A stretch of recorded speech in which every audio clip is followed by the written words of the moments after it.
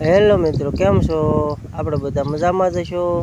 તો ચાલો જો અત્યારે આ કપાસ આપણો છે. કપાસમાં દાળિયા કર્યા છે.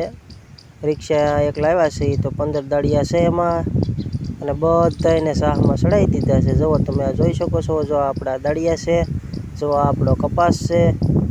કપાસ તો બહુ સરસ છે, બહુ સારો છે કપાસ. નવાણ હતું એટલે બહુ સારો કપાસ છે. બધા દાળિયા પારે છે અને જો તમે જોઈ શકો છો.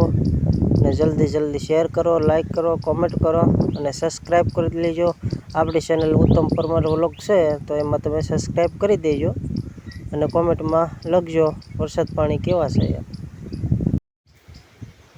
જો કેવો મસ્ત હંધો સીન આવે છે.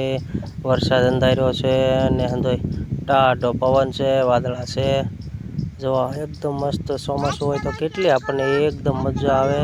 ટાઢો પવન એસીની જરૂર ન પડે ને એવો તો મસ્ત ટાઢો પવન આવે છે. કપાસ બવાસ હંધો આપણે જો કિલોર કરે હંધો.